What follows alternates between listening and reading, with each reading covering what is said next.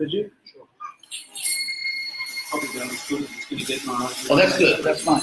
That solves no problem. So, what's that? Sri Prahlad. I'm here. Do you want to, have you done the download rest? Oh, it's 6:30, okay. Well, why don't I get a talk first because they're waiting live. The people are waiting, so then afterwards. Yeah, oh yeah. So we'll do the music maybe after the talk. Because we had, people are kind of tuning in, I think. Well, maybe not. So, is that all right? Hare Krishna. Hare Krishna.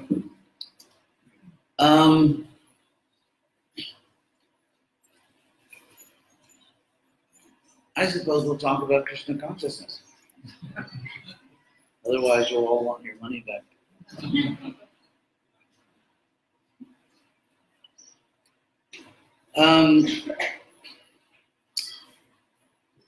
If you look at Indian history,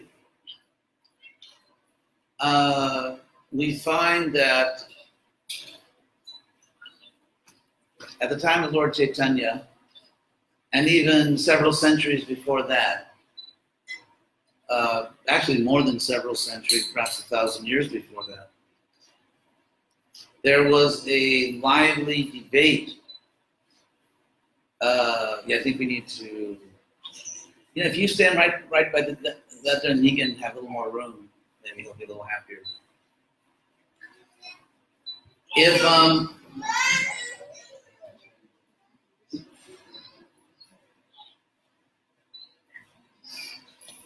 there was a powerful, you could say, cultural debate, philosophical debate going on, and the battlefield was Vedanta. As Prabhupada said, Veda means knowledge. By the way, we have many words in English from the word Veda, or the Sanskrit root is vit or wit, pronounced wit. So we have the English word wit, like intelligence, and wit actually is Sanskrit, means intelligence or knowledge. Words like vision, video, the Latin and Italian vedere, which means to see, the German wissen, which means to know. So those are all cognate with the word Veda, the idea of knowledge. And anta means the end of knowledge, which we also have in English. The word end, end, it's the same word. So Vedanta really means the end of knowledge, or the culmination of knowledge. And so there were different theories. The first, let's say, like really famous interpretation of Vedanta, which is concerned with the absolute truth, is that of Shankara, who was an impersonalist, who taught that ultimately God is somehow impersonal, although he also worshipped Krishna. So he's sort of a covered Vaishnava, but for various reasons, it's said that he wanted to defeat Buddhism, because Buddhism was very popular in India, and so he kind of offered people a halfway position where you could still be part of Vedic civilization, but and so on. And then, of course, there were replies to Shankara. I mean, Ramanuja, great Ramanujacharya, around the 1000s, he wrote a very powerful commentary showing that actually Vedanta teaches about a personal God, Krishna. And then Madhvacharya and Baladeva Vibhushan.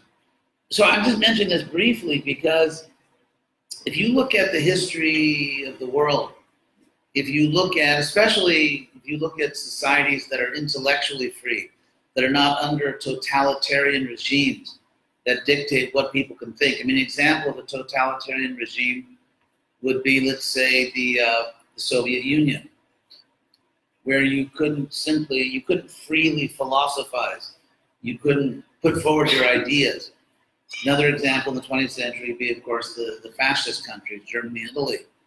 And so there are, totalitarian, the word totalitarian means that a government exercises total control over the society, which includes even what they're allowed to think and what they're allowed to say or write. And so in free societies, that at least have this intellectual freedom where people can put forward different ideas. Usually it's just like in soccer, for example, there's a World Cup, and of course there are many soccer teams. You call it soccer?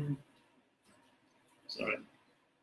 So there are many soccer teams, and ultimately they have a world championship. They have the World Cup. So if you look at intellectual history, there also tend to be World Cups, in the sense that the best thinkers, the best philosophers, and they fight, they debate different points that are important to that society. And so what I'm leading up to is that in our age, I think perhaps the real battleground, the intellectual battleground, the World Cup, in terms of philosophical and intellectual debate, involves the status of consciousness. The status of consciousness. And of course, there's the history to this. I mean, for one thing, consciousness is obviously not a physical object. It's an awareness of physical objects and an awareness of other things. And the experience of being conscious is actually an experience. For example, let's say you take a house. A house is not an experience. You experience the house. It's an object of experience. Whereas consciousness is the experience itself of an object, not the object itself. And so, I mean, clearly, if you have any common sense, which kind of eliminates a lot of modern thinkers, if you have any common sense, you know that consciousness is a very different kind of thing. Now, there's a history as to why certain, just to be honest, I think somewhat pathetic pseudo-intellectuals have argued that there is no such thing as consciousness as an independent entity. And of course, that's very, why does this even matter to us? Because consciousness is a symptom of the soul. The fact that you are conscious means that you are a soul. And so, so hard materialism is to say that nothing exists except material things. And therefore, since consciousness is not a physical object, it doesn't exist. If this sounds slightly insane to you, I think you understand it. It is kind of insane. It's so insane that even atheistic Western philosophers at a certain point are saying, that's crazy. But there was actually movement. And so why even make a stupid statement like that there is no such thing as consciousness, it's just all material processes? And of course we know that consciousness in many ways is intimately associated with neurology. That when you think, something is happening in your physical brain. And so the argument has been that, well, I won't get ahead. Well, I'll just throw that out and then I'll try to put all this together into a coherent picture. The argument against materialism, I mean strict materialism, that there's nothing but matter, and therefore consciousness is either just a physical object or it doesn't exist, is related to the scientific method. The essence of the scientific method is the controlled experiment, where you have either in a laboratory or, let's say, outer space can be your laboratory if you have a telescope. But there has to be some situation that you have control over. For example, let's say, I mean, the obvious thing is, say you're in a laboratory and you mix chemicals and you have control. You can control how much of this chemical, how much of that chemical. You control the temperature in the room, et cetera, et cetera. So it's a controlled experiment. But what about, let's say, astronomy? Well, in that case, let's say you know that at particular times, a certain planet or star will be closer to the Earth, or you'll have the best look at it. Because, for example, we can measure, like we said, at a certain point, a certain planet will be closer to the Earth. And that's the time where you plan for that. If you're sending out a rocket, you want to actually explore that planet, even if you want to study with the telescope, there are certain times when the planet is closer, the star is closer, there are certain times when the viewing conditions are better in terms of there's not a lot of peripheral light, et cetera, et cetera. The reason I mention all this is not to just go into astronomy, But the idea that you have to have certain controls, predictable. And so presumably, if you're looking at the universe as a mechanism, if you're looking at the universe as a big machine, then a planet or a star does not really have any discretionary power. The planet can't just say, as a planet, not as a demigod, but as a physical ball, a planet can't say, I'm not in the mood to be observed right now.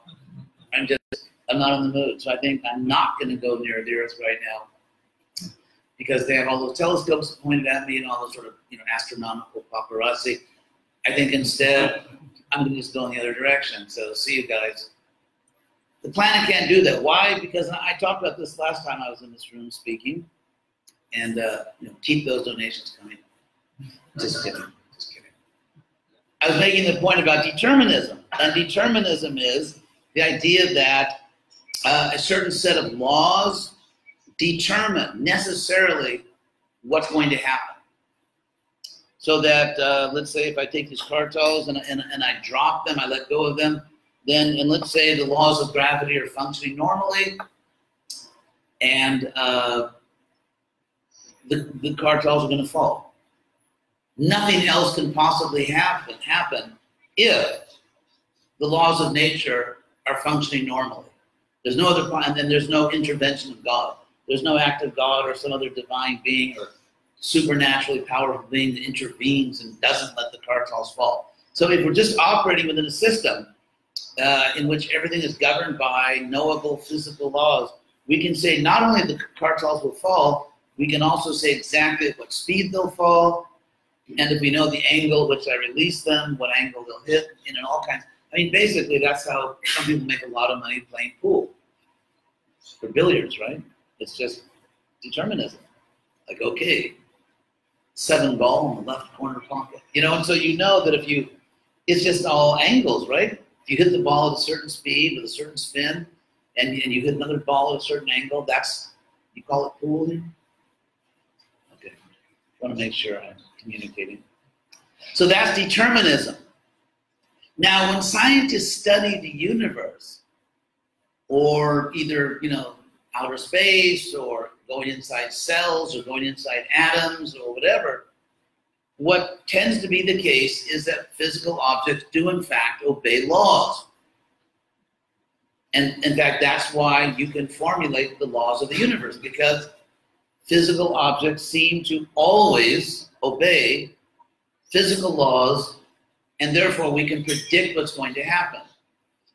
And of course, if you're studying a person, a human being, it's not that simple. And that's why psychology, for example, is not what is called a hard science, because you can't perfectly predict what a person will do. For the simple reason that people, unlike billiard balls and planets, have free will. I mean, I've personally never met a billiard ball that had free will.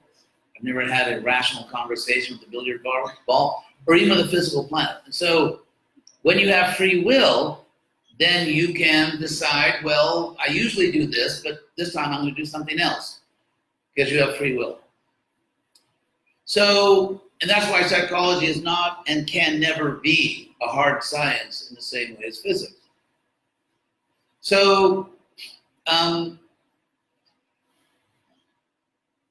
so therefore, in science, you control things. Now, in psychology, there's even been a move, actually, in psychology to make it sort of physiology-based or neurology-based, because like you can give people medicine, and that you know that if you give someone a certain drug, then it will necessarily have a certain effect in the body. And of course, sometimes it doesn't work and the person kills himself, but just that's the way it goes. But which actually happens. But so the idea of a soul. The idea of a soul, which is not material, or the idea of consciousness as being not material and being actually part of the soul, as opposed to part of your nervous system. The problem there is that material science cannot control non-material things. And so this war against metaphysics, that which is beyond the physical, this war against souls and God and things like that is not philosophical, because philosophically it's pretty idiotic to deny a soul, actually, if you get into the technical thing. It's really political. It's about power. It's really about power. It's just like, for example, if you go back to the scientific revolution, if you go back to the Renaissance, why did the churches, why did Martin Luther, why did the Catholic Church, why did they oppose, in some ways, science? Because they couldn't control it. Because science had this very dangerous tendency to discover things that disagree with the Bible. Like, what if in the Bible you have a geocentric universe? The earth is the center of the world. And then what if Copernicus says, well, actually, we live in at least, not universe, but solar system, we live in it's a very ecstatic reaction. Someone actually is really liking this class. And that's how Galileo he got in trouble for two reasons. Number one, because he was incredibly obnoxious. And number two, because he was discovering things that went against people's interpretation of the Bible. It's just like in ISKCON, many people think, well, there's one sun in the universe. Not exactly what our Shastras say. What Krishna actually says is, Ekam Krishnam Ravi, that the sun, literally Krishna says, illumines all this world. Now the word Jagat is the word for world, and it can mean universe, or it can often mean just this world, like the world you live in, as in Jagat Guru. I mean, Jagat Guru doesn't mean someone who actually initiates people on millions of planets. I mean, in India, Jagat Guru really means this world, the world that we live in right now. So therefore, to say that there's one sun in the universe and all the stars are planets is actually based on a particular interpretation of what's in the Gita. And so if you look at the relationship between science, I want to go back to my original point, that you have this historical battle between science and religion because these are the two great powers. For example, and I don't know in Australia how many major political parties you have. Two? Oh. There's a third kind of Green Party. A wannabe, a Green Party. Confirmed. But so in America, we have two major political parties, both of which are somewhat pathetic. The Republicans and the Democrats. And so they just battle because those are the two powers. It's just like right now, for example, there's a big economic battle going on between the world's two biggest economies, America and China. And so when two powers, whether they're economic or political or intellectual, when they're like the last ones, in the octagon, and there's two powers, they tend to battle to see who's number one. And that's exactly what happened in history between science and religion. Because these were the two great powers. You have religion, which explained the metaphysical realm, that which is beyond the physical, souls, God, and everything. And then you have the physical power, which is material science. And at first, religion was winning. They totally dominated science, and they controlled the universe. I mean, even decades after Sir Isaac Newton, if you didn't agree with the church, whatever church ruled in your country, on all kinds of unscientific ideas of the universe, you couldn't teach in a university. And that's why it's just like now, if you're openly religious, you probably won't get a job in a university. And it's sort of payback. If you look at the 18th century in Europe, they had all what they call these salons. It wasn't just all the great thinkers getting their hair done. It was kind of like these clubs or hangouts, intellectual hangouts, where a lot of the greatest minds in Europe were there. I mean, the people who today we consider the greatest thinkers of their time, like Voltaire, Rousseau, and so on, are human. And so the reason they were hanging out in these intellectual salons is because they couldn't get jobs in universities. And so then, of course, the tables turned, and then the materialistic scientists took power, and then they just, it was payback. And they kicked out the religious people. So it's kind of bouncing back and forth like this political battle. Like if you look at debates over intelligent design, you know what that's about? Intelligent design means that given the fossil record, given all the real evidence we have about very old things and old life forms and so on, that is the best explanation. Unguided evolution, just the forces of nature. The wind blew, it rained, things happen, earthquakes occasionally, and you get these things arise which are, thousands of times more sophisticated than your computer, which is the natural outcome of the wind blowing and the rain falling, right? And occasional seismic activity. I mean, you have to be pretty stupid to believe that. And fortunately, in America, hardly anyone does believe it. I think that the number of people that believe that the world as we know it came about with unguided evolution is about 20% or less. So the other idea is that if you look at the world as it exists now, if you look at everything we know about microbiology and neurology, and we see that a human body, I mean, even a frog's body, but I mean, a human body is just like infinitely sophisticated in terms of its engineering, its design, and so on. And so when you find practically just infinitely ingenious engineering, there's probably an engineer. And so it's interesting that when you look at the debates that go on between very learned advocates of intelligent design, that yes, we do have a fossil record. Yes, in general, despite many anomalies, which have been pointed out by Siddhartha and Dhruva Karma, and those are real, but despite those anomalies, in general, simpler things tend to be older and more complicated things tend to be later. And the most reasonable philosophical explanation is that there's some intelligence involved. Now, the arguments against that from the atheists are philosophically really bad arguments. For example, here's one argument. They say, okay, you say intelligent design, but that's just a dog whistle. That's just code. We know what you really mean. You really mean God. Which is a very stupid argument for the simple reason that in a debate, you have to respond to what people say, not what you guess they really mean behind what they say. It's like if you take a test in school and you say, well, the answer is 5, the teacher marks it wrong because he says, well, the answer is 5, but you really meant 10. And that's idiotic. And so that's not an argument to say that you're arguing for intelligent design, but this is just like a sneak attack. You really want to bring back the Middle Ages. You want to bring back the kingdom of Christ on earth as the dominant political system. That's just stupid because it's irrelevant to the argument. In a debate, you either make a good point or you don't make a good point. And it's not about speculating about what someone really, what their ultimate intentions are.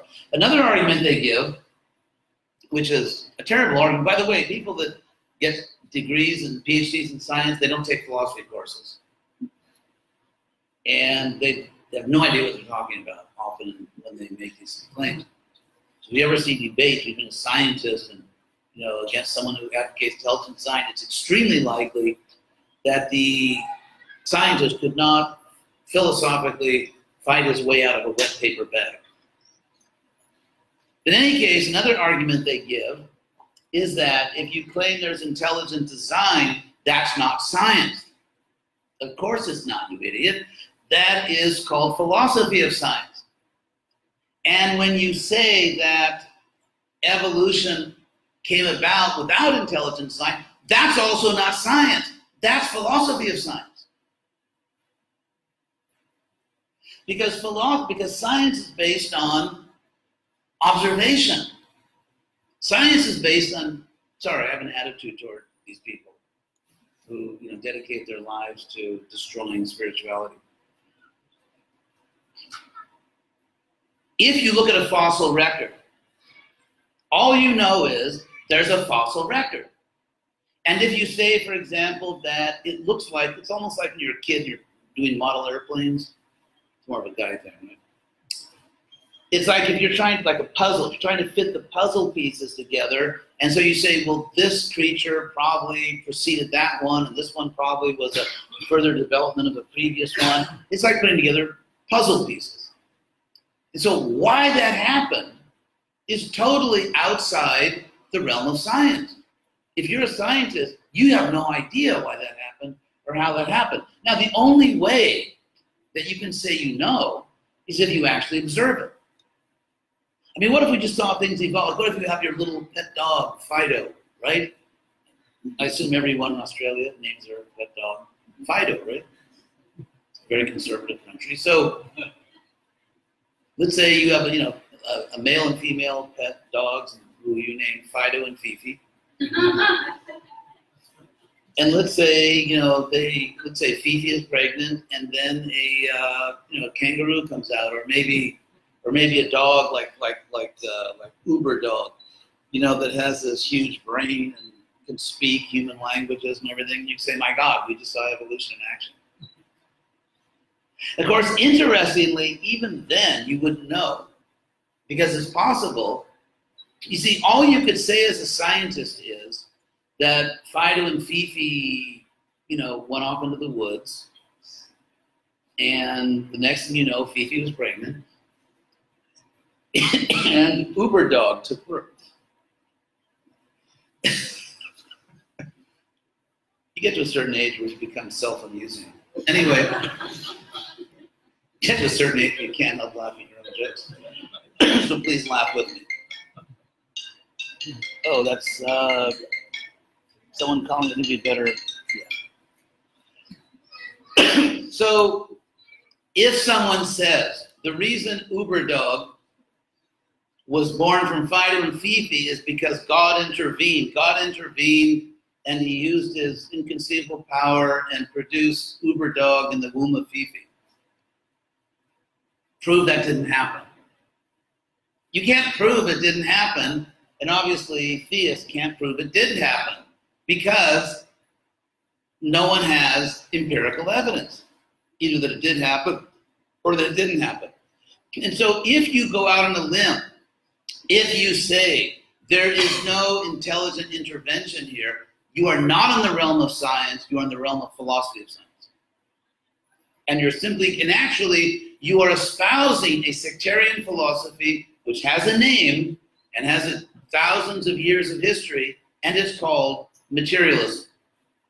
Materialism is not science, it is a philosophy, because in philosophy, the difference between empirical science and philosophy is you cannot empirically verify or disprove philosophical claims. And so you cannot empirically verify or disprove that, let's say, a creature evolved by itself without any intelligent intervention. You can't prove that empirically. Because it's a philosophical claim, and it's called materialism. And so what's very interesting is that these people who are, if you know something about philosophy and you watch these debates, it's almost like unbelievable. You can't believe what you're watching. The people can be that ignorant. And so the argument is given that intelligent design is not science, of course not, it's philosophy of science. And then they claim that when they say there's no intelligent design, that's science. No, it's philosophy of science. Now, if scientists were a little more self-controlled and not so arrogant and foolish and ignorant of philosophy, if they simply reported to us what they actually know. Like, I was out in the Mojave Desert and I found some really interesting bones. And I connected them with some other bones, and I think that this was a creature called, I don't know, Carnosaurus or something. And so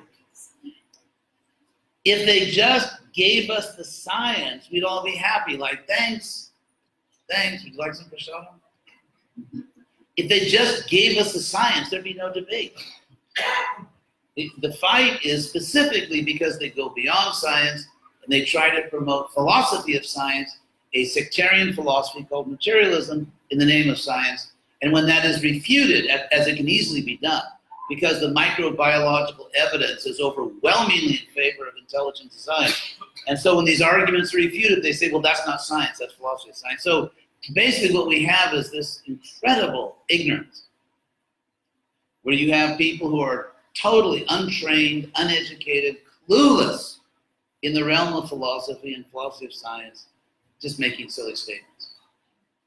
But nonetheless, if you look at consciousness, now, if you look at our position, which is beta, different and non-different, there's a famous philosopher who, in the 1600s, put forward the idea that there is consciousness, or the mind, and there's a physical body. And reality is bidimensional. There's a physical realm, and there is a conscious realm. And that philosopher was Descartes. And Descartes, actually, just a few interesting things about Descartes. He did something which was very bold in the 1600s, because this was still a world really, for the most part, ruled by religious institutions. And Descartes said, what if I engage in an act of radical skepticism? In other words, what if I imagine that everything I think I know, everything I think I know, even myself, I think that I exist, or I think there's a world outside my mind, or I think there's a God or a soul. What if everything that I think I know, I doubt? What if I say, well, do I really know it? Maybe I don't know it. Maybe I'm an illusion. And so he wrote a book called his Meditations. And so as he thought about this, which was a revolutionary thing in his time, because, I mean, to say, what if everything I think is wrong? I mean, what do the priests going to say about that? And of course, he lived in a Catholic country with a religious dictatorship, unlike England, where there was choices, a religious dictatorship and a monarchic dictatorship. But somehow he got away with it, because he came to the right conclusion at the end. So when Descartes thought about this, he said, is there anything that I can't doubt? The only way I can doubt it is I'm just being willfully foolish. And if I want to be a reasonable human being, I really cannot doubt it. And so he found something. He said, cogito, ergo sum. He said, I'm thinking, and therefore I exist. I'm thinking, therefore, because if I didn't exist, how could I be wondering about this? So he said, it's absolutely impossible for me to rationally doubt that I exist as an individual person, because my very doubt is only possible if I am an individual conscious being. So then from there, he kind of built step by step, he kind of builds his way back to God and the soul and everything else.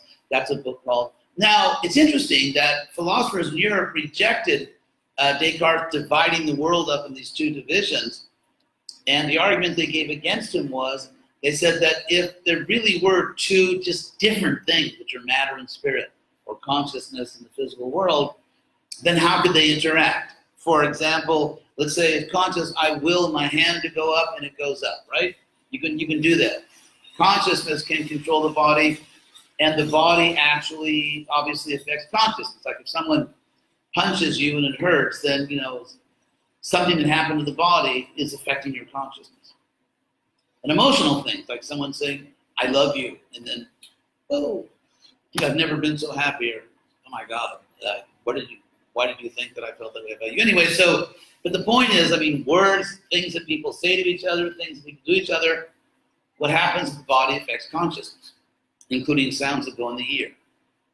So if these two things interact, obviously the body and consciousness interact. How is that possible if they're just different kinds of things?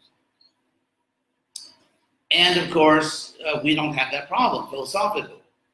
Because in the Bhagavad Gita, Krishna says that matter and spirit are not merely different, they're both my energies. And so Prabhupada gave the example, you say you have an air conditioner in your window, and if you hit one button, it's an air conditioner, hit another button, it's a heater. Cold and heat are opposite qualities, and yet the same machine produces both. And so because Prakriti in Sanskrit is a feminine word, as is Shakti.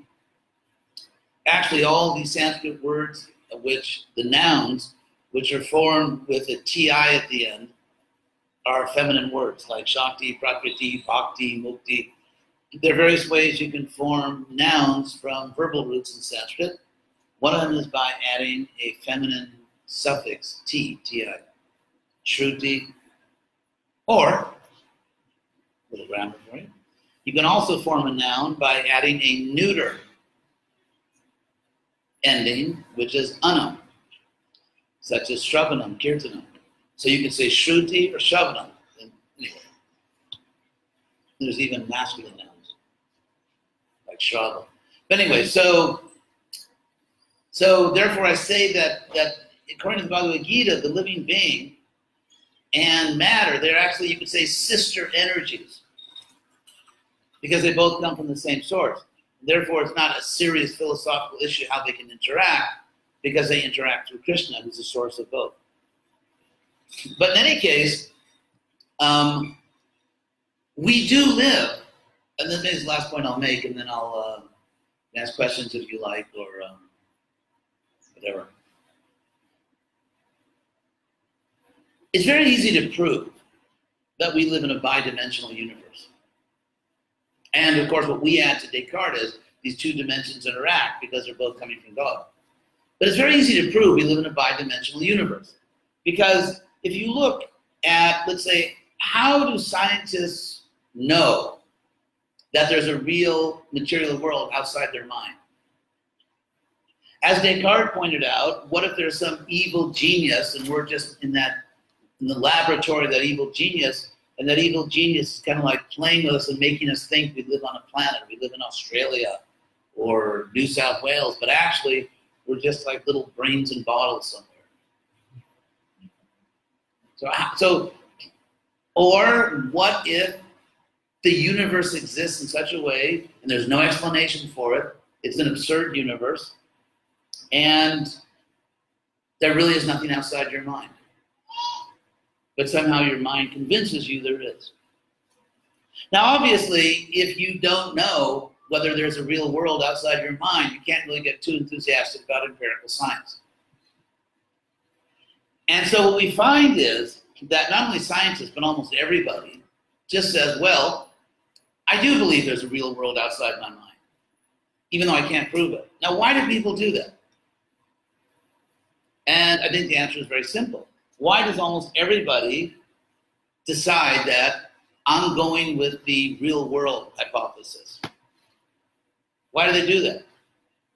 Because the quality of our experience, when you look out at the world and when you just talk to somebody, whatever you do, the quality of your experience is such that it proves itself to you that it's real, that you have no good reason to doubt it.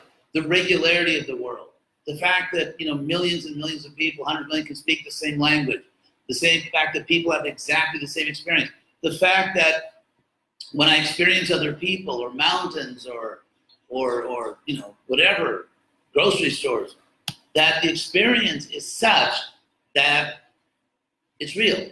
It proves itself to me as real by the nature of the experience. Now, actually, Lord Chaitanya talks about this indirectly, and Lord Chaitanya gave the same explanation as Aristotle, interestingly, which is the same explanation I'm giving you. And that is, there is a way to escape what is called an infinite regress. Regress means going backwards. It's the opposite of progress. Progress is regress. There is a way to escape an infinite regress of proofs. To give my same old example, I keep saying, every time I say it, I'm going to think of another example just to entertain myself, but I never do. Let's say you claim that water boils at 100 degrees Celsius, and someone doubts it. Prove it. So you put the pot on the stove, you put the thermometer in the pot, and at 100 degrees it boils. And someone says, prove that's pure water. You might have put some chemical in the water that makes it boil at a lower temperature. So you need water testing chemicals, or someone could doubt the mercury. That's not real mercury in the thermometer, so you got to test the mercury. then you have to test the water testing chemicals. You have to test the chemical. You have to test the chemicals that test the chemicals that test the water. So the idea here is that as long as there's someone that says, prove it, we'll prove this, prove that, you can be pushed into an infinite regress of proofs. And ultimately it becomes impossible to prove anything. And therefore you can never say you have real knowledge. And yet in the real world we know that we know things. We do know things. We know, for example, we're in New South Wales right now. And so how do you logically escape, not just declare, well, you're nuts, and stop asking me to prove things, but how would you philosophically demonstrate that you are immune from an infinite regress of proofs? What Aristotle pointed out as the father of modern logic is another dead white male. Anyway, just kidding. What Aristotle pointed out is that the way you escape an infinite regress of proofs is you have to take your stand. He gives you the example of an army that's being pushed back, it's retreating. At some point, the only hope for the army is to make their stand. You have to stop and make a stand, otherwise you'll be defeated. And so you make your stand by declaring, sincerely, not just as a trick, by sincerely declaring that there is a fact in the world which is self-evident, that proves itself. And this is exactly what Lord Chaitanya, by the way, it's exactly what Lord Chaitanya said. Swata Pramanya was the word he used. So, which means evidence by itself. So, now that's what scientists do. They just say, hey, look, when we wake up in the morning and look out at the world, we can see it's real. It proves itself to us. It's like you can't hold a candle to the sun, like the old saying. And therefore, if you do not see that there's a real world out there, that is your problem.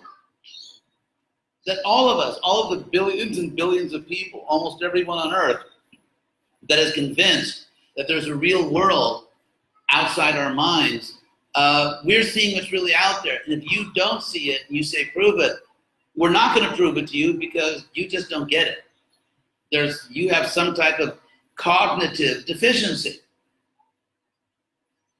It's like, let's say if someone is born without sight and they say, I don't believe they're really colors. And we would say, you know, I'm really sorry for your physical condition, but there are colors and everybody else has seen them. And so, interestingly, in Krishna consciousness, Prabhupada actually, in that dialectical spiritualism, Prabhupada explained, that's what we do. That's what Lord Chaitanya did. So, now I'll get back to my point. We live in a bidimensional universe. Let's say, for example, you believe, or actually you claim you know, that it is morally wrong to torture and kill children. Whoops. No, sorry about that. No one's going to do that, actually. Or let's just say innocent people. Don't want to traumatize the kids here. Their parents may sue me. So let's say you believe it's morally wrong to torture and kill innocent people with no extenuating circumstances. So it's not that, let's say, by killing one innocent person, you can save millions of lives. Or here's an example that's actually given in university philosophy classes. You know the train, you know this one. Sorry for those of you who know it. You know the train bridge? There's a train coming by, you're standing on a bridge over the train, and you can look ahead and see that maybe 100 yards, 100 meters down, the road caved in, the track caved in, or maybe there's and the train is going to crash into a ravine, and hundreds and hundreds of innocent people will be killed. And it also is the case that sitting next to you on the bridge is a very, very overweight guy. You know, very, very big, heavy guy. And it so happens that just the way the circumstances are, you could push him onto the track. He will die, and hundreds of innocent lives will be saved. Do you push him? Anyway, we won't, answer that right now. In other words, do you take an innocent life, that big guy, he did nothing wrong, he's innocent. Do you push him onto the track and save hundreds of innocent lives? But at least the reason I bring that up is to show there are times when you could say, okay, you shouldn't torture and kill innocent people. Of course, some people are absolutely against torture. I won't get into that debate. But the point is, let's say there's a case where there are no extenuating circumstances. Nothing good will come from torturing, let's say just killing, take out the torture. Let's say just killing innocent people. Nothing good will come of it. No innocent person will be saved. No one will be benefited. You are just abusing and torturing or killing an innocent person. Now, if you believe that that's actually wrong, that is morally wrong, and that means you believe there are real facts in the universe that are not empirical. Because wrongness, evil, let's say, or virtue, they're not physical objects. They are values. They're values. They're metaphysical values. So you have two choices. Either you believe that it's really not wrong. It's meaningless to say that it's wrong to torture and kill innocent people. And by the way, if you're a materialist, you have to say that. You have to say that, or you're a hypocrite. Because if you say, well, I think there's nothing real except, because if you believe nothing exists but material things, if you're a hard materialist, then a value doesn't exist. There's no such thing as justice. There's no such thing as good. There's no such thing as evil. They're just human imagination. And blind, stupid, unconscious evolution has just neurologically wired us to believe in a fairy tale. Because gene pools, human populations that believed in this complete lie that some acts are good and some are evil, survived more efficiently than human populations that didn't believe that, which is actually not even necessarily likely. Because there's something to be said for culling if you totally reject any consideration of morality. Just like, for example, let's say your only concern was to create an ecologically balanced earth, a pristine earth. And let's say you had no other moral consideration. Killing 4 or 5 billion humans might probably be the best way to go. If that was your only concern, to restore the ecological balance of the earth, sure. Presently 7 billion people, what if there were 2 billion? What about 1 billion? Wow, that would do wonders for the earth environmentally. It would just be, an unthinkable evil. But if you are a hard materialist, you cannot say, unless you're a hypocrite, an irrational hypocrite, you cannot say there's anything morally wrong with, let's say, near genocide of the human race. You can't say that. And there are people who say. What? There are people who say. Well, because they're hypocrites. Now, if you say, the way they'll try to get around this sometimes is by giving some kind of really pathetic social contract theory. Like, okay, there's nothing really wrong with torturing and killing innocent people, even billions of them. Even so, Hitler, was nothing wrong with Hitler. The only problem Hitler had is he lost the war. He just shouldn't have invaded Russia. He might have won the war, and then he'd be a hero and not a villain in human history books. So sometimes they'll try to get around this by saying that, well, look, you're pursuing your self-interest. It's just a fact that you want pleasure. Never mind philosophy, never mind morality. You want pleasure. And ultimately, you will get more pleasure if you sign the social contract and you agree that you won't torture and kill other people and they won't torture and kill you. So just in the pursuit of your own selfish interest, with no reference to morality, you shouldn't torture and kill innocent people. But what if someone just says, thanks but no thanks? I'm going to take my chances. I think I have enough power so I can torture and kill people I don't like, and I don't see anyone who's going to do that to me. And even if they do, I'll take my chances. I'm a gambling man. You cannot say to that person, it's wrong. All you can say is, it may not be practical in the pursuit of your selfish interest. That's all you can say. So just imagine what the world would look like if nothing was morally right or wrong. And that is the necessary, logical consequence of materialism. So now it turns out that almost everybody on earth, except the most hardened sociopaths, Practically everyone in the world believes that some things are really morally right or wrong. I mean, even atheistic scientists will be shocked and outraged if someone harms their child. How could you know, that's evil, blah, blah. Because, again, they don't take philosophy classes. So, now, what kind of experience convinces people that some things are really wrong morally, that it's wrong to torture and kill innocent people? What kind of evidence do you have of that? And interestingly, people would say that the kind of experience I have, the quality of experience I have, which convinces me that it is self-evident that it is wrong to torture and kill innocent people, is exactly, philosophically, the same kind of experience that convinces us there's a real world outside our minds. And so we have basically two kinds of self-evident experiences that justify to us our understanding of what reality is. We live in a world in which there's a real world outside of our minds, and in which some things are really right and some things are really wrong.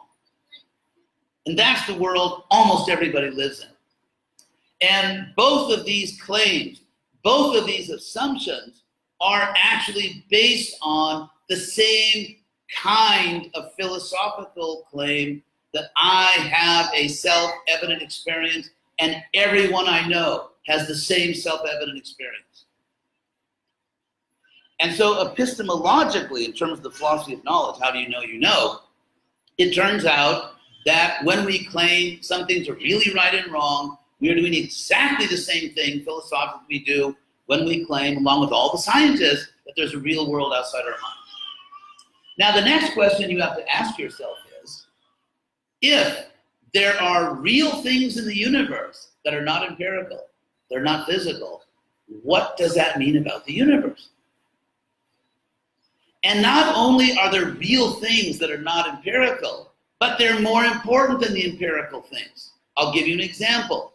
The Australian political system, which is democratic. You vote.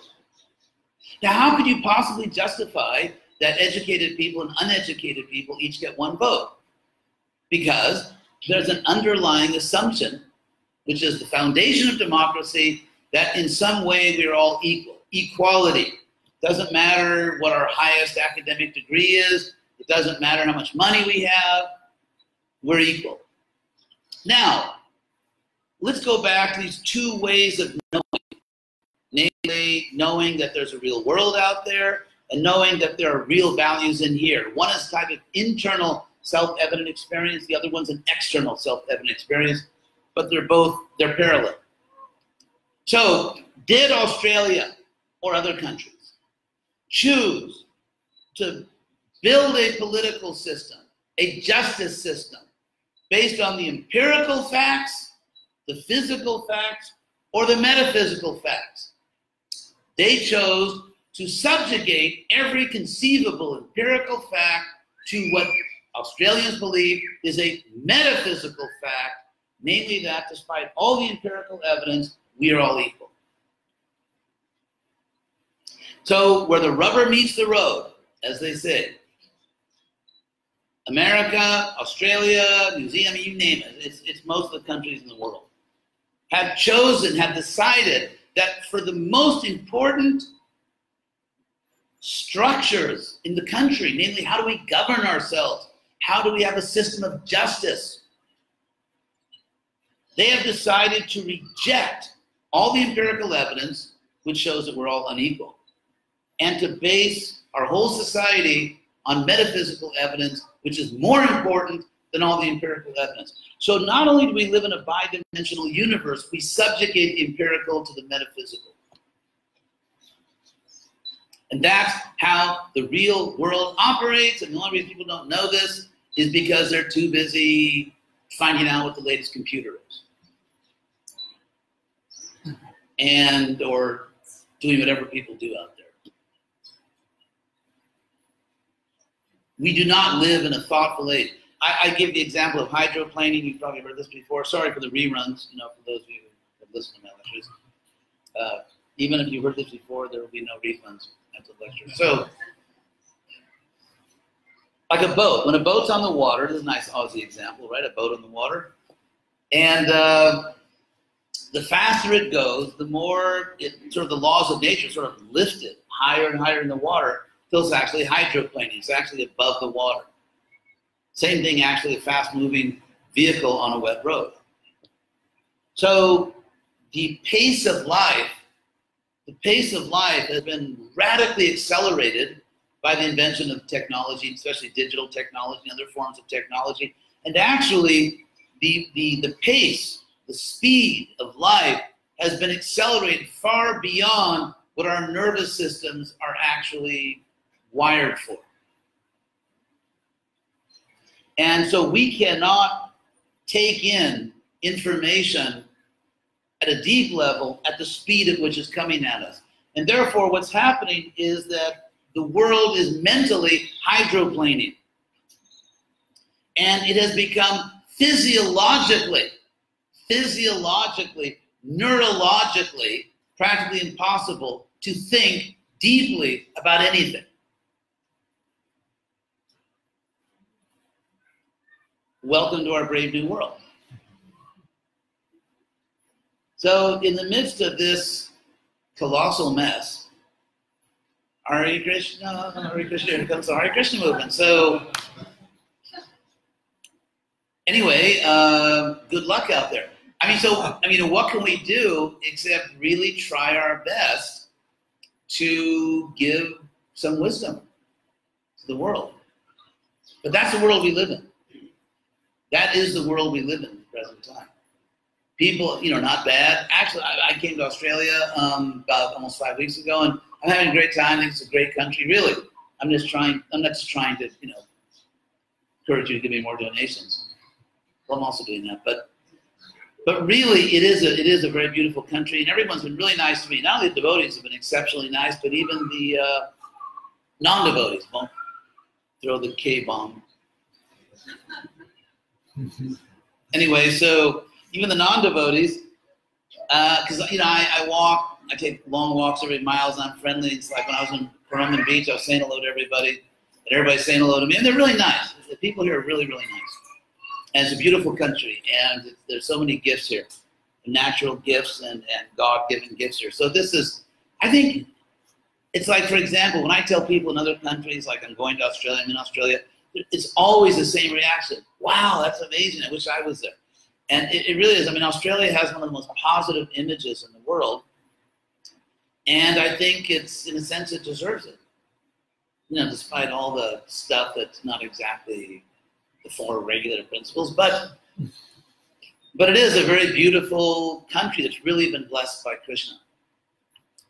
And I haven't even been to New Zealand yet. So we really just have to just do our best. Just really try our best to get through to people, because they are good people. One time I was walking with Prabhupada, and there was a sort of this young brahmachari, and it was, like I was saying, it was kind of a pastime with Prabhupada to tell him the most horrible stories, the latest degradation of Kali Yuga. It's almost like because we presented ourselves in a very exotic way, and so most of the public thought we were very exotic, and there's some truth in that. And so we tended to get all these negative reactions. I mean, I had enough bird signs flipped at me to create the world's largest aviary. I remember when I was so it's very interesting. There's a whole field of social science, as I explained, which is called it's the psychology of marginalized communities. Because it's just like you need a certain amount of food, you need a certain amount of water, you need a certain amount of acceptance, you need a certain amount of love and affection in order to be emotionally healthy. And in terms of being socially healthy, you need a certain amount of acceptance by the society you live in. And so when you get communities, either on on whatever grounds, because they're a religious minority, or racial or ethnic grounds, or political grounds, or for whatever reason, or because you belong to the Hare Krishna movement, if you live in a society in which large numbers of people, think you're a little odd, or worse than that, then it affects the nervous system. it affects the nervous system. Even if you're like, you know, toughing it out and like, I don't care, there's a bunch of meat-eating karmis. You know, the point is that we are wired in certain ways neurologically, and living in a society where large numbers of people think you're a little bizarre, it actually affects your nervous system. Now, there are some people who love to be weird. I mean, they cultivate weirdness, and they just do everything possible to their body and their behavior to like be as weird as they possibly can. And there are people like that, and that's what works for them, so good for them.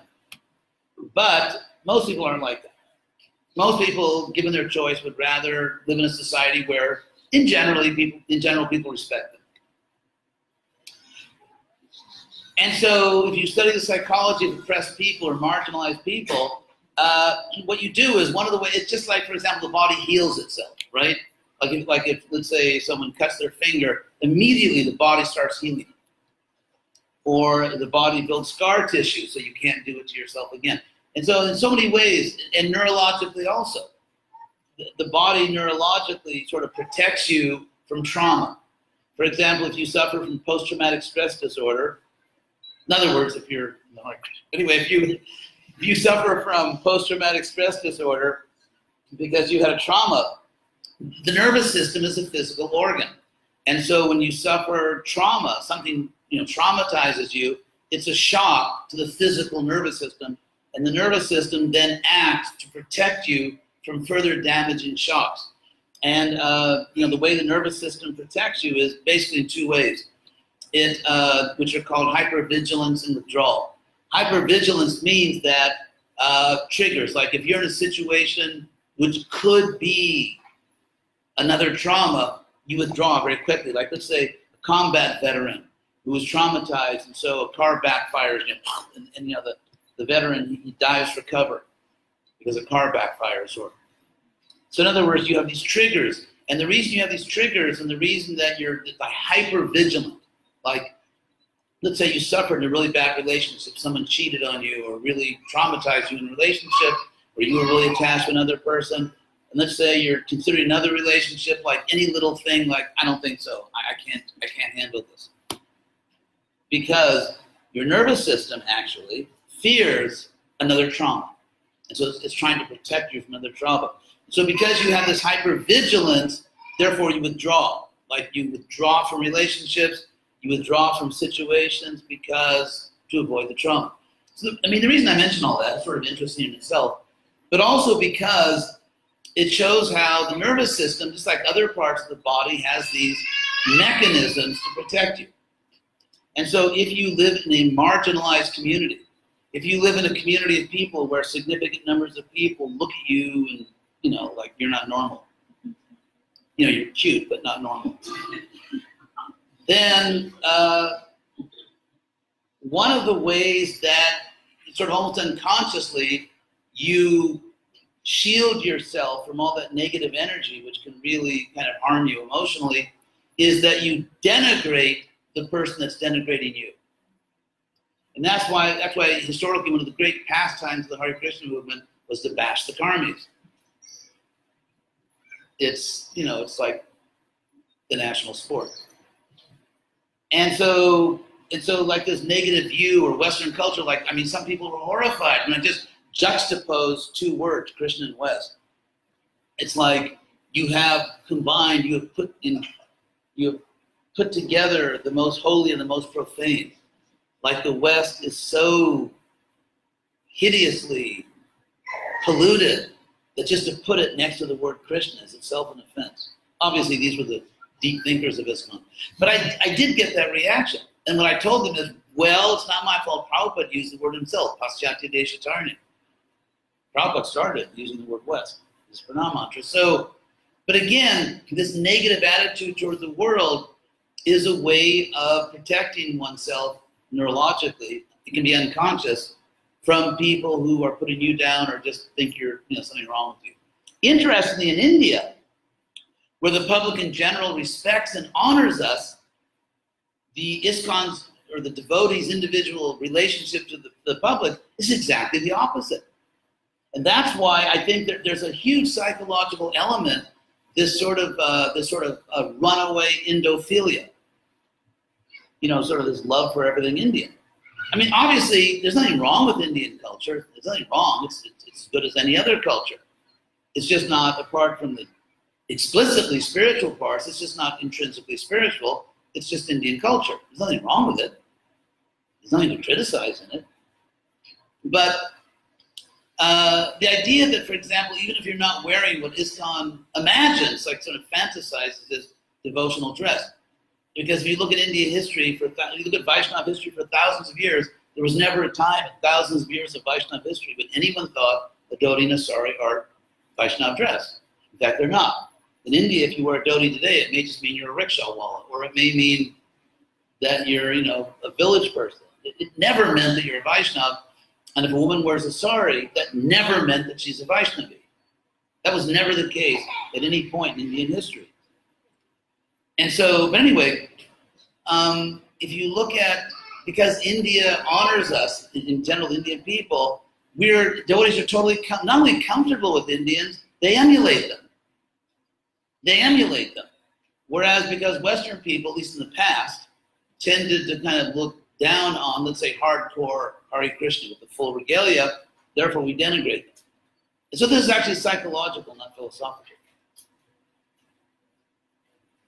And one of the advantages, I mean, we have great projects here, like Krishna Village. I mean, New Govardhan, I think, is a wonderful project. It's one of the best projects in ISKCON, really, in the Western world. There's so many nice devotees. So this is, I'm not bashing New Govardhan. Please feed me after this class.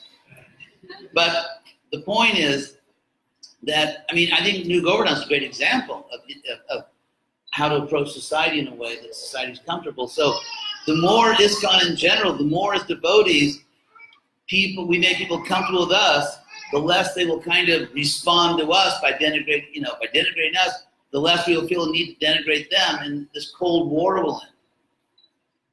And it's interesting because there are similar psychological things going on with them denigrating us. I mean, the extent to which some non-devotees make fun of the Hare Krishna movement, that also, but you're okay. That also is psychological. And to understand why it's psychological, you cannot, first of all, you have to sort of put aside for a moment a cult in the modern world among, certain people, which is the cult of diversity. I mean, there is a kind of diversity which is actually very positive, the diversity of good people. So let's say, for example, I come to Australia and there are very good people here, or I go to Japan, they're very good people, or I go to Brazil and there's some very good people, but they have their own cultures, not to speak of going to Dorset, England. I mean, so you can go to all these different places in the world, you find good people. And they're really nice, good people, but they're all different. That diversity, I think, is fascinating and enriching. And when I travel, that's one of the I say that the rewards of traveling as a sannyasi is to meet so many good people, devotees and friends of devotees, or just good people. To meet so many good people all around the world in so many different cultures. So in that sense, yes, the diversity of good people is enriching. But that's not what they say, just diversity. So if you have people, let's say, that have dangerous attitudes, or let's say kill their daughters if they don't marry the right person, or tend to commit a lot of crime. No, but it's diversity. And so if you feel some kind of negativity about people who are dangerous to you in some way, not everyone, but statistically more likely to be dangerous, then you're not rejecting diversity. The reason I mention this is because the latest neurological studies and psychology, serious, hardcore, academic neurology psychology, what it's finding is there's a book written called The Righteous Mind by a scholar that's becoming a YouTube superstar named Jonathan Haidt. He teaches at New York University. Before that, he taught at the University of Virginia, two of the best universities in America. And he's starting out from the position not of a religious person, he was on the left. But he was trying to understand, why do people who in other ways appear to be good people so violently disagree on politics, like left and right and moral views? He was trying to understand this. And so what he found is that people on the left get some things right, people on the right get some things right. But the main critique he made of the left, and this is very interesting, and this is someone coming from the left, but he's a top scholar. The main critique he made of the left is that they underestimate, seriously underestimate, the minimum amount of social solidarity needed for society to survive. Now what that means, like for example, let's say you're playing on a team, your soccer team or whatever, some kind of team. If everyone just does whatever they want, you can never win. It has to be teamwork. Or for example, in an army, there has to be discipline. Or just in society, for example, if I'm driving my car and I come to a green light, I'm going maybe 82 kilometers here, right? Okay, let's say I'm going 80 kilometers an hour and I see a green light. I trust that other citizens will honor their social contract and they'll stop at their red light. I trust that the person that does the maintenance of traffic lights did not sabotage them or did not neglect their duty, and therefore the traffic lights are working properly. In other words, every time you drive through a green light without stopping, without slowing down, you are trusting that all kinds of other people are honoring their social contract, and you're putting your life on it. You are betting your life on the fact that other people are honoring their social contract. Now, this gets back to very primitive instinct. There are certain ways that all animals, including human beings, signal their loyalty to a herd, a tribe, a community, a society. And when I say primitive, I don't just mean it's like, yeah, it's primitive. I mean, it goes right to the deepest level of the way we're wired as conscious beings. There are certain ways that creatures signal, like birds. I was walking today through the countryside and job walk, and apparently we were walking near some kind of bird's nest, and so the good old Aussie swoopers, and so I could actually observe that they were signaling each other. They had a certain way, a certain signal, and they were calling to each other, and there was like this whole communication system that spread, within a perimeter. And so obviously, of course, that system working depends on the fact that all the birds give the same signal. And so there's many ways of signaling other people of your species, other people of your society. It can be verbally, it can be the way you dress, it can be but all these things are signals.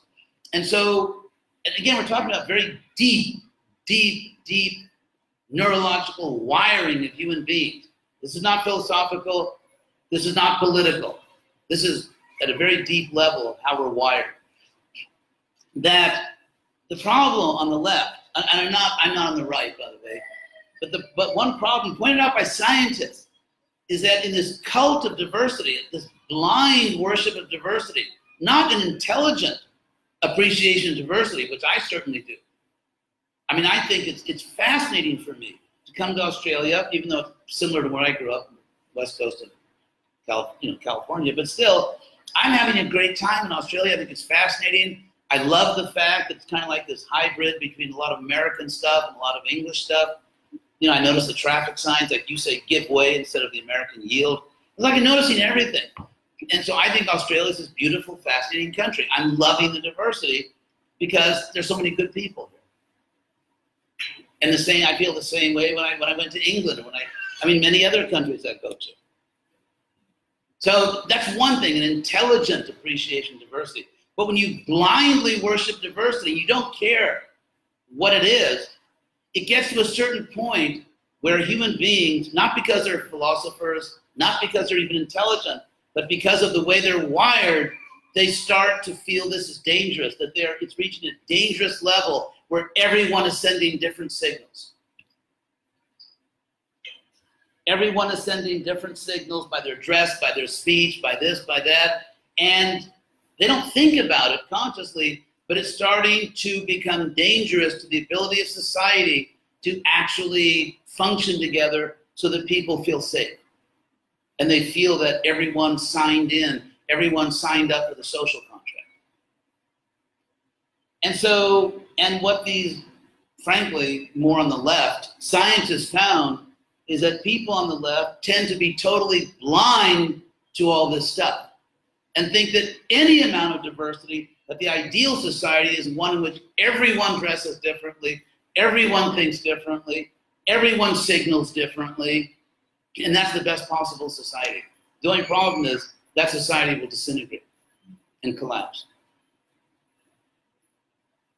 So again, I'm not advocating, you know, far-right politics here. I'm just saying that now apply all that to the Hare Krishna movement. What kind of signals are we sending?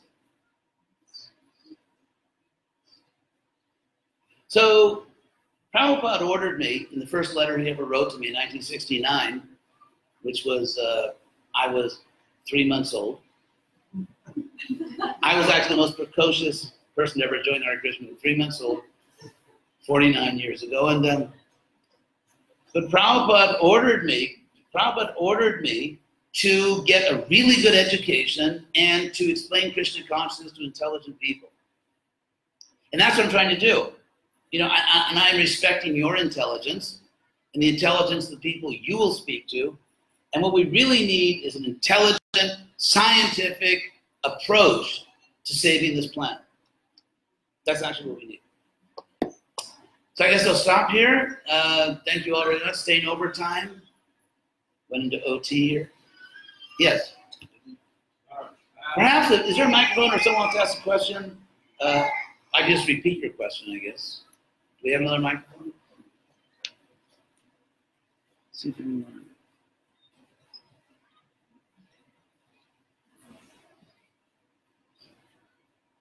Actually, interesting points. I mean, I find not me, I don't mean I'm interested. I think the points are interesting. Yes, well, go ahead. Just go ahead, and I'll repeat it. Right. So back to this duality, we call it binary system. Yes. Within, Let me repeat each phrase. So regarding this duality, this binary system, physical and metaphysical. basically, there's a philosophical treatise there, people talking about this. Basically, you've got your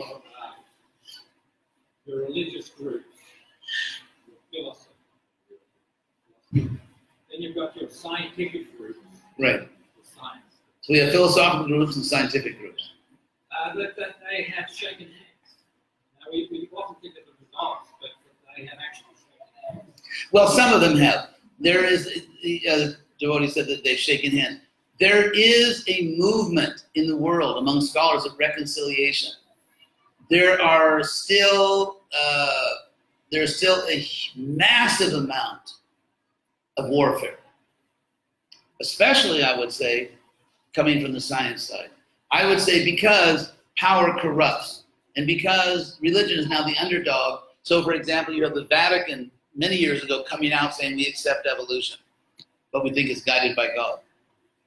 And so if you look at, let's say, scholars who believe in God, they tend, I would say, often to show more respect for scientific theories than vice versa. Although I mean, studies at least years ago, the studies showed that 50% of scientists believe in God. But even though, for example, let's say under Saddam Hussein in Iraq, Saddam Hussein was a Sunni, and so you had this very much a minority government, but it ruled by terror. And so even though, let's say, a certain number of scientists believe in God, if you want to publish in a respected journal, if you want to get a job, if you want to get tenure as a professor, you better shut up. So the thing is that, but there are other trends. I mean, you're right. There is a growing movement, for example, in the academic field of philosophy, which for a long, long time was hostile toward religion. Now, and there's a field called the philosophy of religion. It's not religious studies. It's being sort of a hard asana philosopher. But you talk about religious topics like, do we have good reasons to think that God exists? Or do we have good reasons, philosophically, to think there's a soul? And so lately, in the last many years, there's been a resurgence of philosophy of religion. And there have been some very famous philosophers. Some very famous philosophers have championed this cause. And I'm going to speak at a Science and Religion or Science and Conscience conference at the University of Florida, sponsored by the BI, Brahmatirtha Prabhu, and many other devotees have done this. And there are top scholars who are seriously interested in or even advocate the view that, yeah, we need to look at this again. There's even a new dualism. There's even a wave now of some serious academic philosophers who are saying we need to take another look at dualism, the idea that there are minds and bodies and there are different kinds of things. And so, yes, there are some very promising things, but there's still a long way to go. Just to continue, the happy ending, so happy ending that we're involved in here is that amongst the Jews and the Palestinians?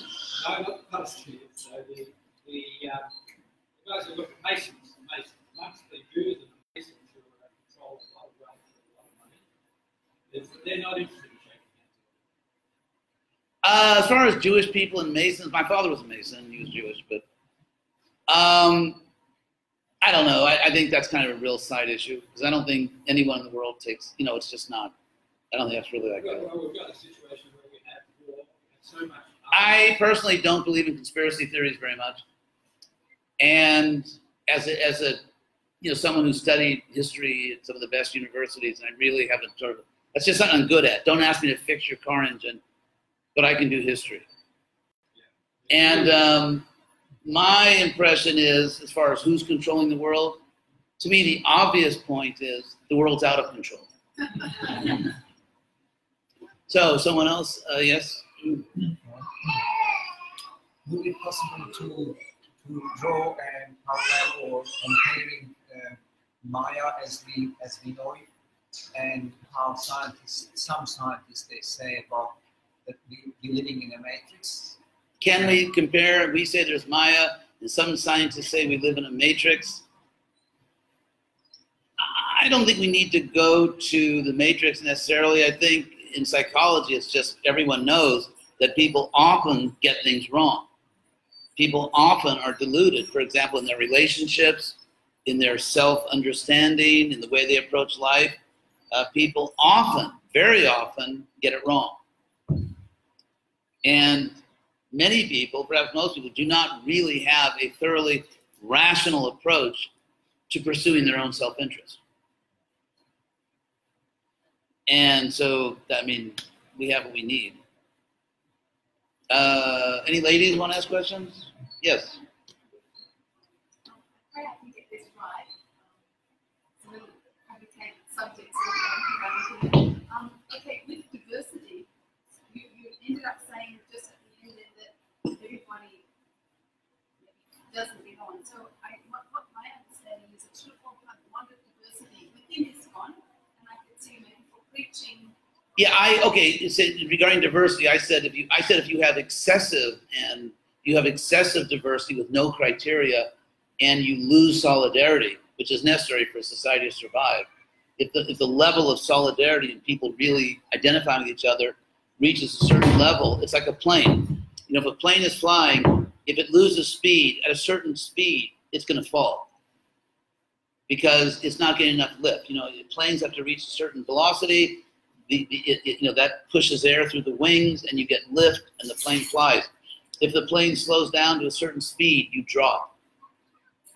And societies are like that. You can get to a certain level of diversity where there's a balance. For example, we can all be diverse. We can I like this food, you like that food. I have this political view, you have that political view. But we all agree on certain basic principles. There's strong agreement on certain basic principles, like justice, or equality, or mutual respect. And it's the shared principles that make it safe to disagree on other things. It's the shared principles that make it safe for us to disagree on other things. And so, as far as saying Prabhupada wanted diversity, no, he didn't. He just wanted Krishna consciousness. And of course, he wanted all kinds of people to become Krishna conscious. He didn't want diversity for its own sake.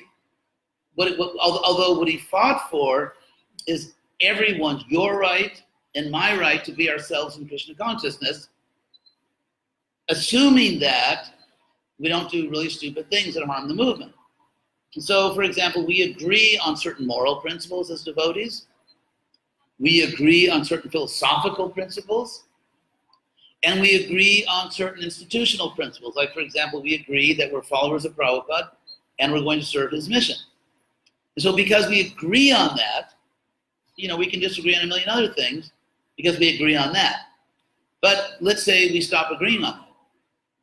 So you can get to, it's like a plane. You can get to a certain point where the level of agreement goes, you know, falls below a certain area, and socio-psychologically, we no longer have what it takes for us to be members of the same community and society.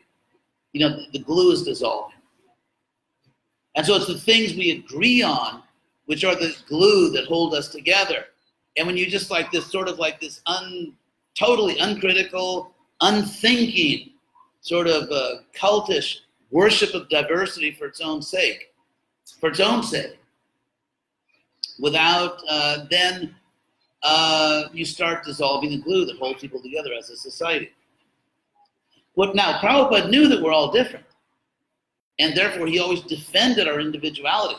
Prabhupada fought very hard against, you know, kind of little petty tyrants in ISKCON that wanted to make little cookie cutter temple devotees or something, where everyone has to think the same. And Prabhupada strongly fought against that. We all have a right to be ourselves. And Prabhupada loved the fact, he loved the fact that Americans, Africans, Australians, South Americans were becoming Vaishnavas. He loved it. And so he took great pleasure, yes, in the diversity of all kinds of people coming together to unify. The reason Prabhupada didn't love the diversity for its own sake, I mean, Africa, Australia, America, you know, South America, they existed before ISKCON began. And Prabhupada wasn't just like woo-hoo, celebrating the diversity. What he thought was amazing is that people from all these different cultures, men and women, could all unite, each one bringing their special gifts, but every one of us agreeing on certain basic principles. All of us agreeing, whatever country we come from, whatever race or ethnicity or religion we came from, all of us agreeing on the basic points of Krishna consciousness. And that holds us all together. And in that situation where you have powerful unity and powerful solidarity, the diversity is fascinating. In fact, the diversity is what makes the unity so much more interesting, because the very diversity of all of us is what is the most eloquent testimony to the unifying power of Krishna consciousness. And therefore, when we see people from all different backgrounds and races and ethnicities and, you know, political movements, and yet we're all loving Krishna together, we're all loving Prabhupada together, working together, the more diverse we are in other ways makes our unity all the more amazing and ecstatic. Because the more diverse we are, the more testimony it is, the unifying power of Krishna consciousness. And so the problem with the cult of diversity, sort of the blind cult of diversity in the modern world, is that they don't make clear what the unifying points are.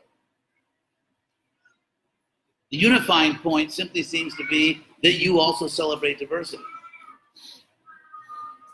And so that's what the scientists found out, that they've gone way to one side and they want all kinds of diversity, but they're not clear and they're not powerful in their articulation of what ultimately holds us all together. And therefore, there's a danger of dissolving our social bonds, which, if nothing else, makes you militarily vulnerable. It makes you socially vulnerable. It means that, for example, people that have money don't care about people that have less money, because I don't identify with you.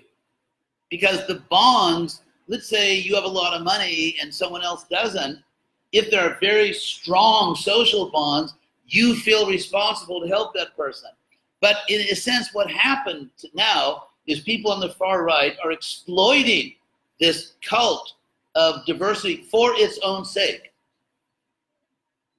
They're exploiting it to say that, well, if everyone is supposed to, like, you know, black is beautiful and brown is beautiful, well, white is beautiful. And suddenly, it's like if you say any other race is beautiful, you're fantastic. The left loves you.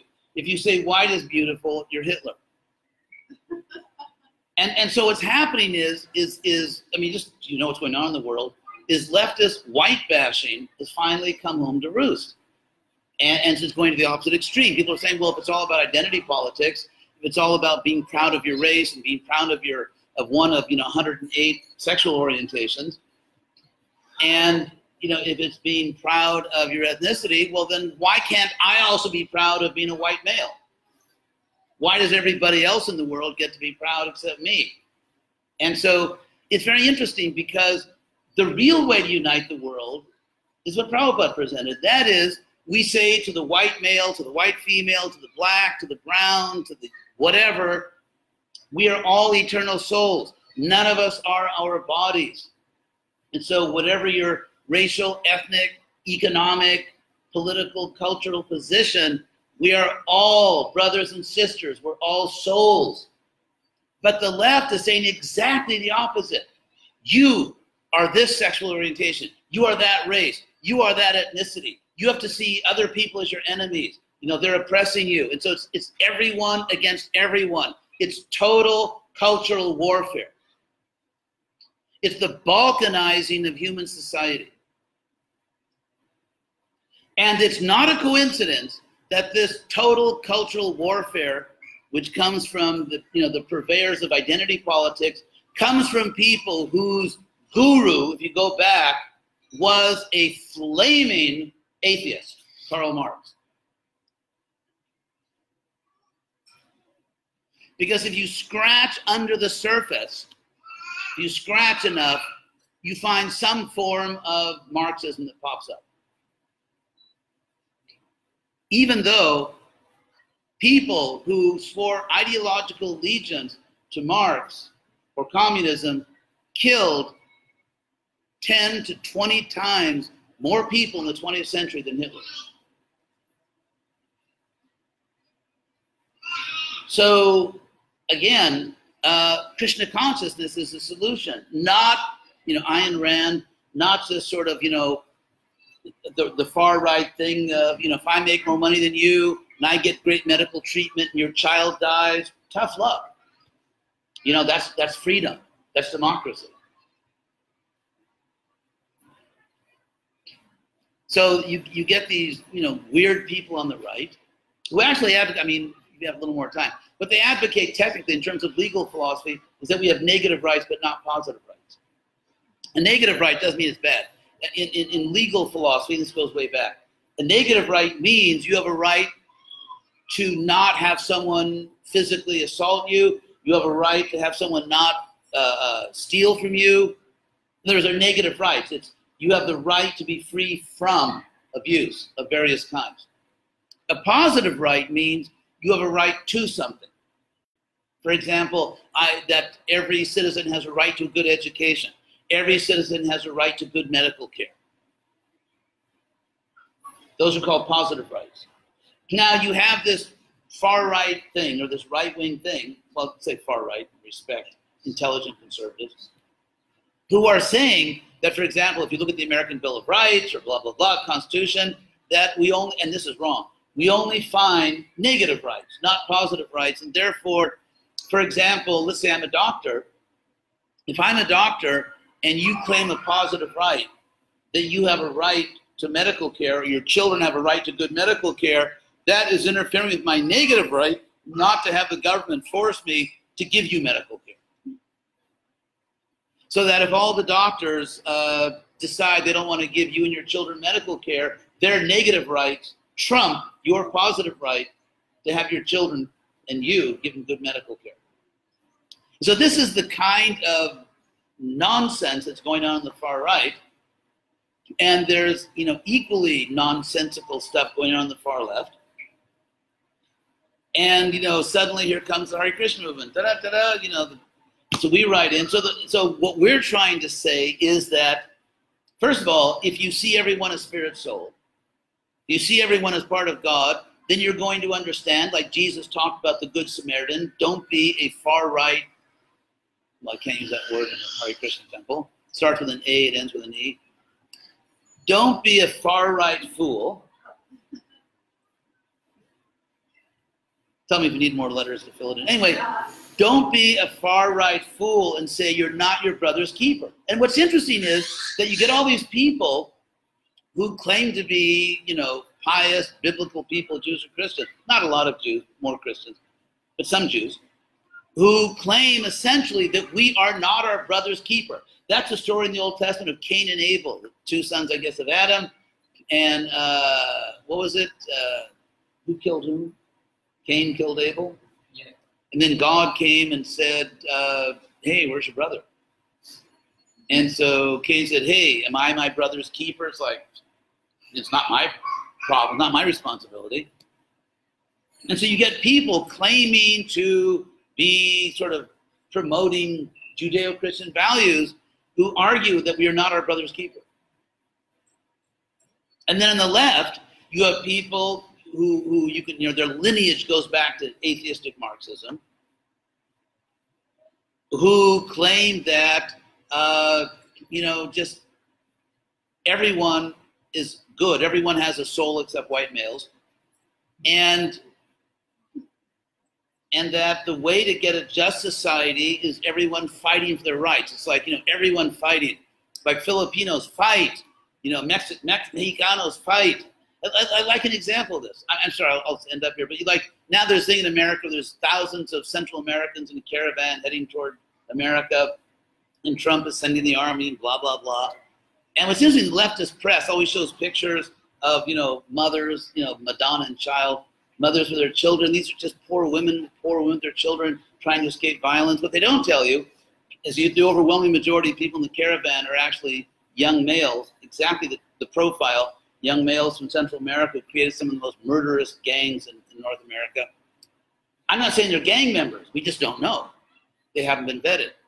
Another point is that Mexico, they're traveling through Mexico to get to America. Like a month ago, Mexico offered all these people visas and jobs.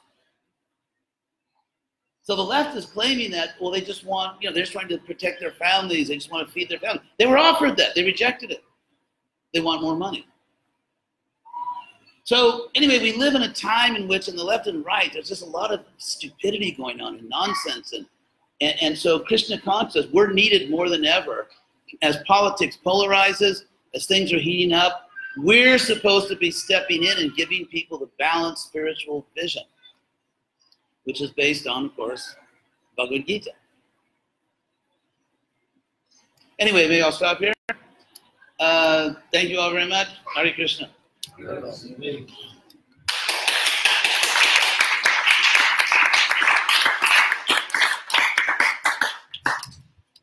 Thank you, Maharaj.